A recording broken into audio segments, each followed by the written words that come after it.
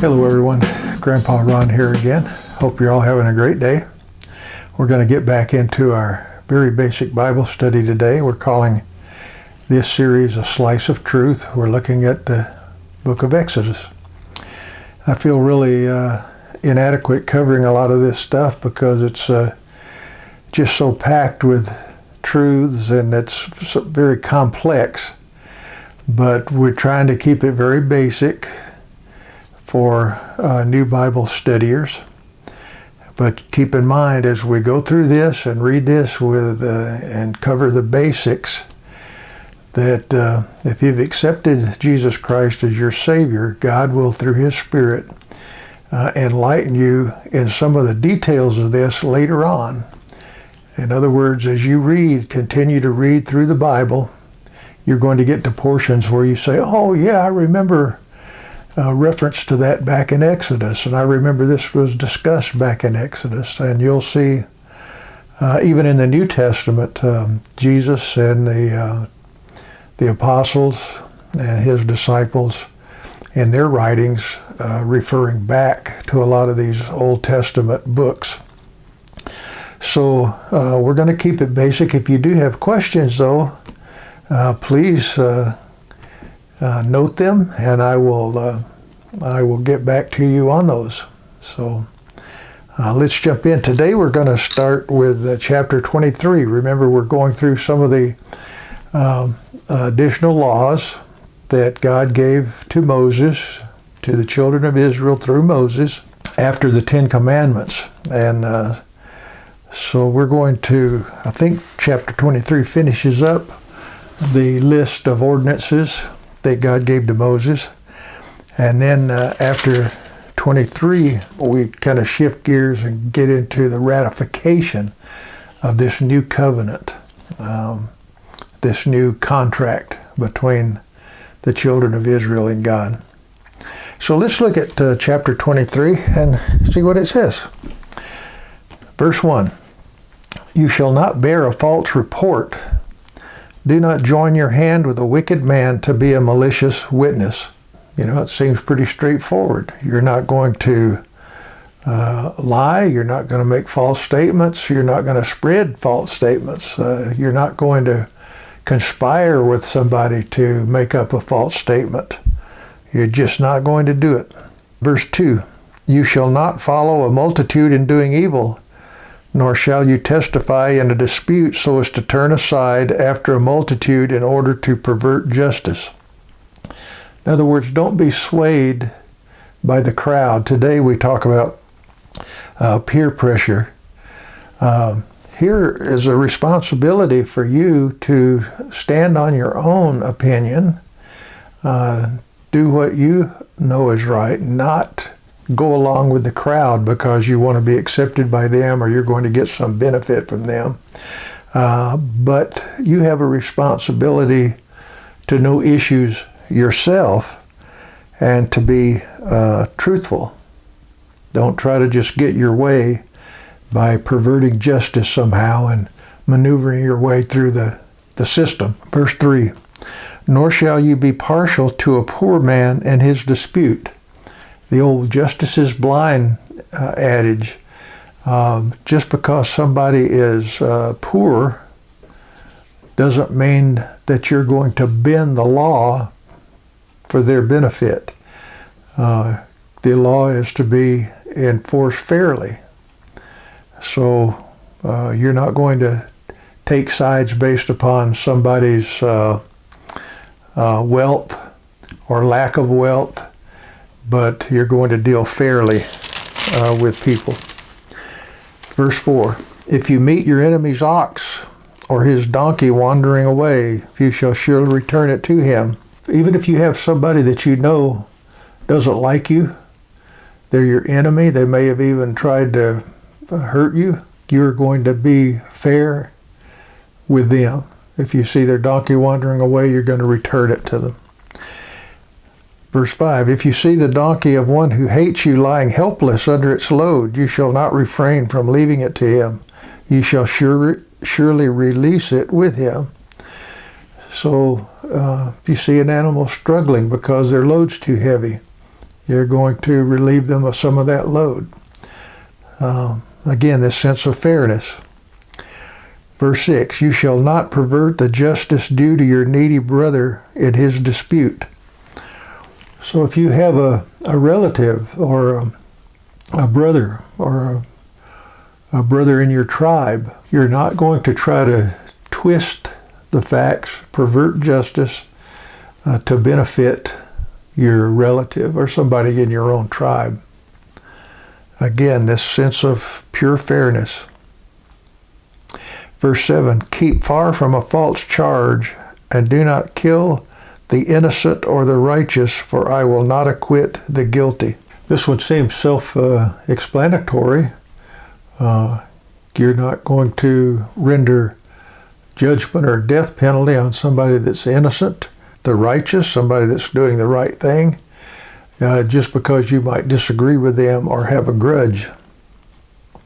Verse 8, you shall not take a bribe, for a bribe blinds the clear-sighted and subverts the cause of the just.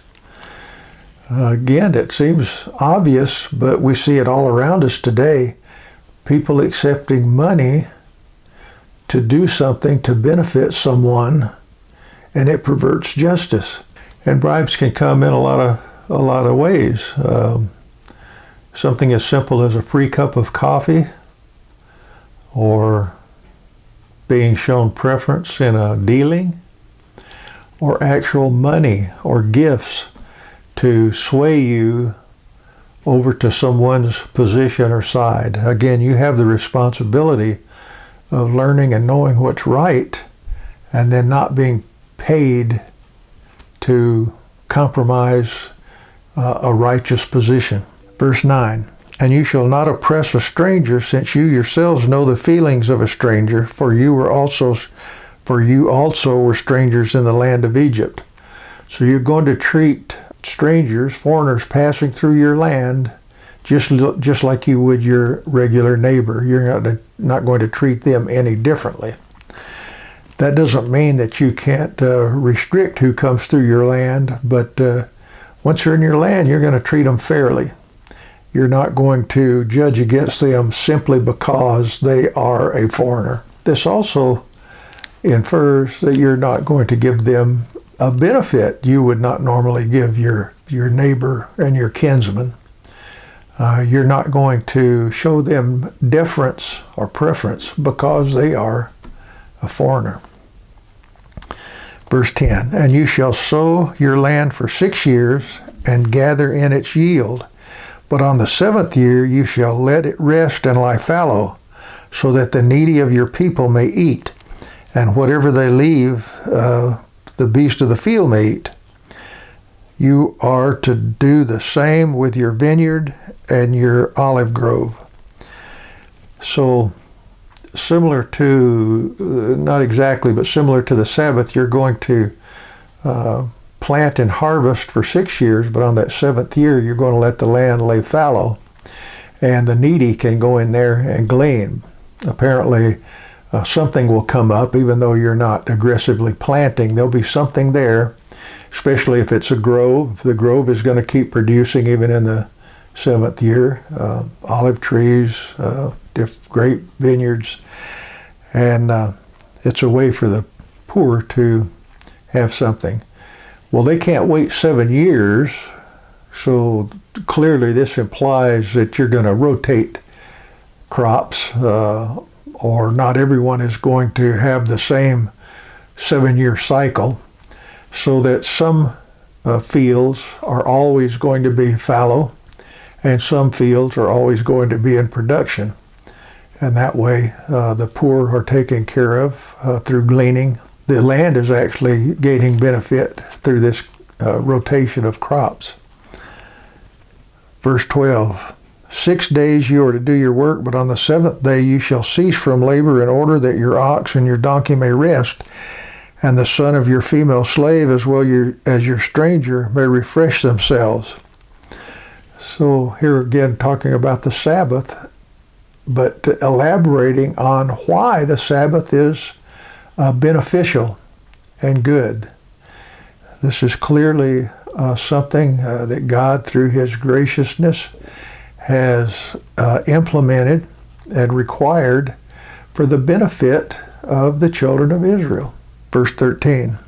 Now concerning everything which I have said to you, be on your guard, and do not mention the name of other gods, nor let them be heard from your mouth.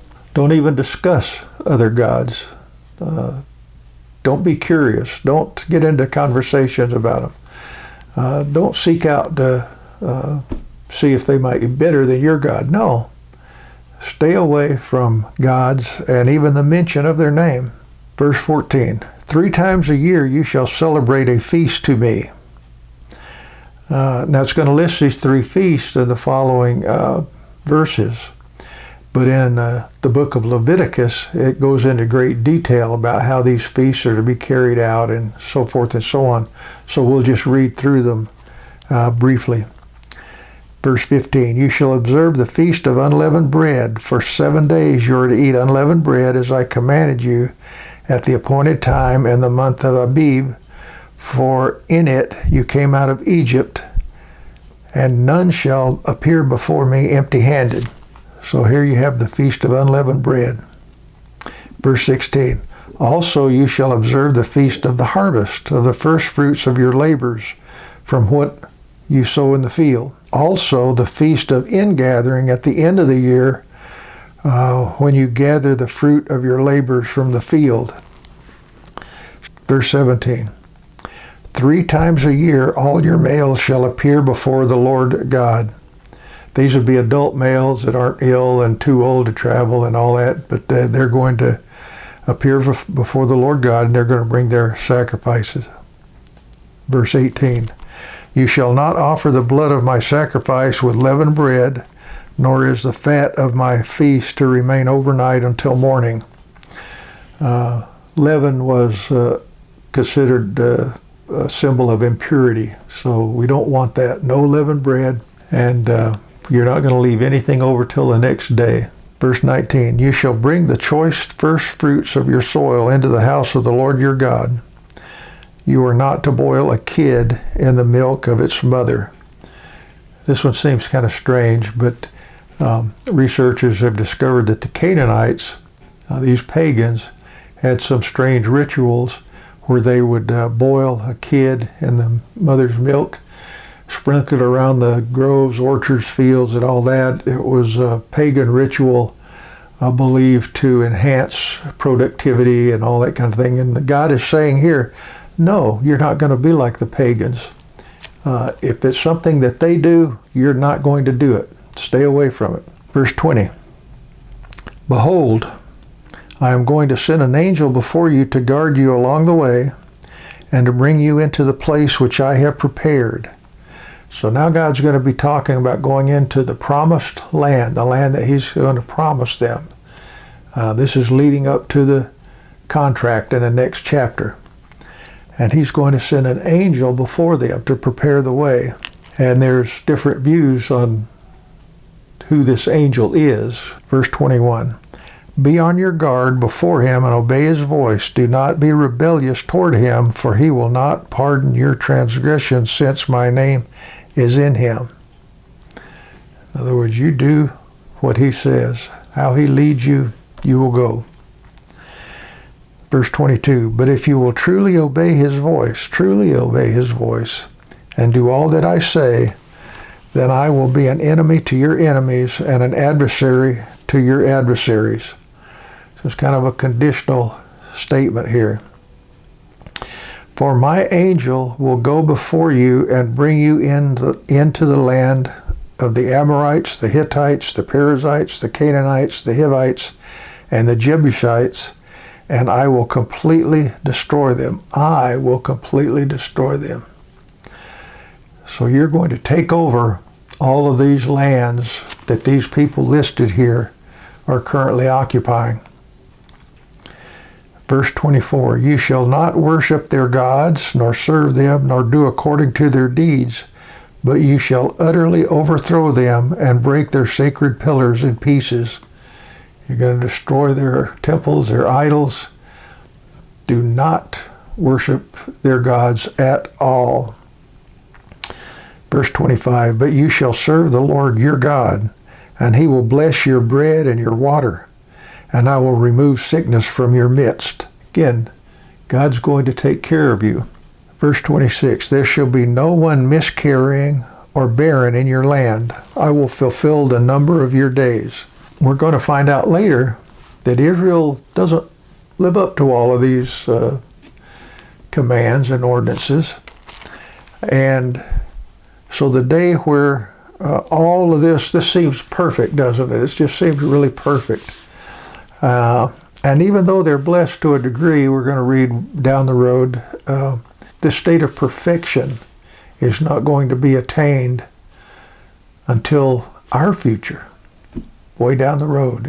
When Christ returns the second time, a lot of these things will be fulfilled perfectly at 100%.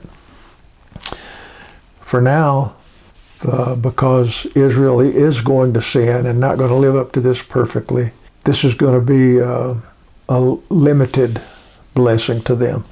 Verse 27, I will send my terror ahead of you and throw into confusion all the people among whom you come, and I will make all your enemies turn their backs to you. Enemies are going to run away. They're going to flee. God is going to terrorize them. They're going to flee.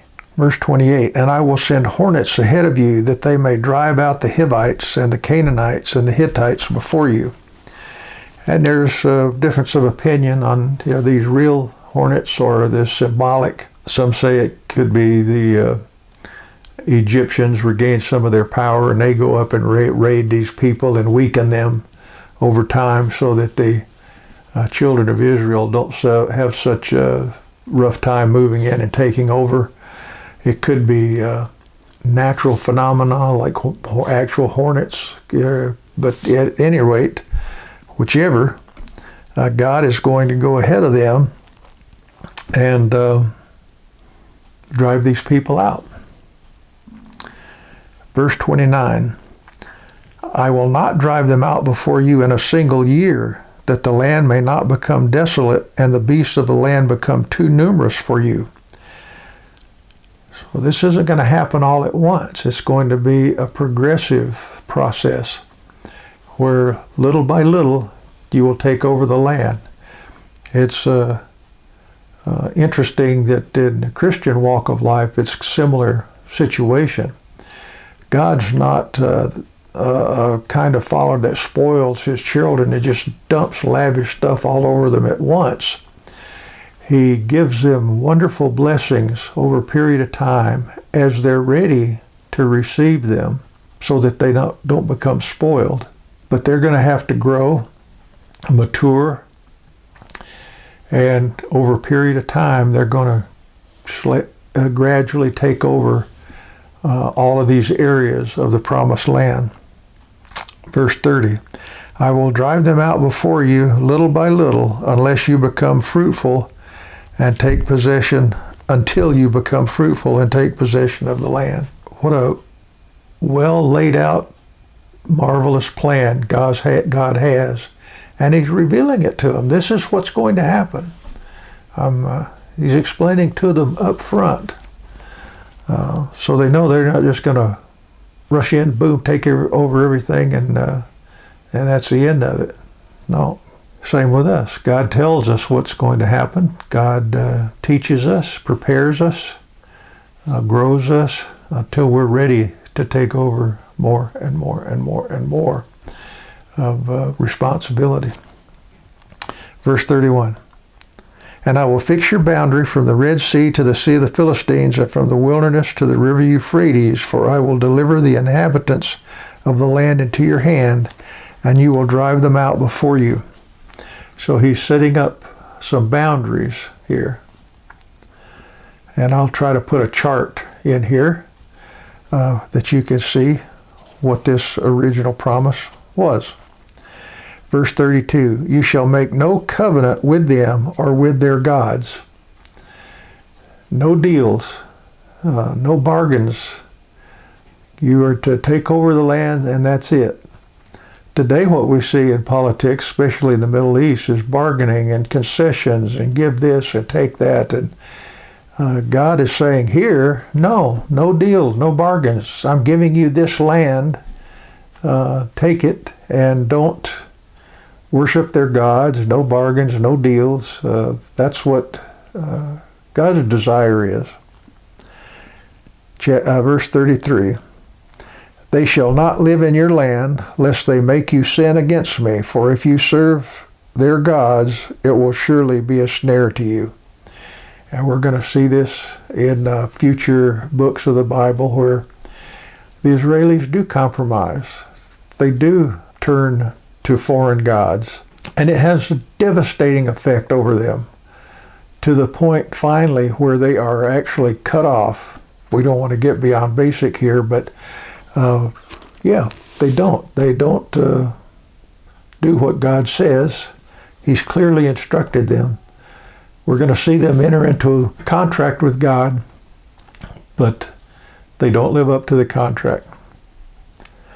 But anyway, these laws are very enlightened, and they you can see how they make perfect sense. They demonstrate God's fairness and His justice. God has explained to them that if they'll follow these things, that their life is going to be better. And we'll see to what extent they follow these things in the next few chapters. In the meantime, I hope this has been meaningful to you, and I hope you'll watch the next one. In the meantime, God bless. Bye-bye.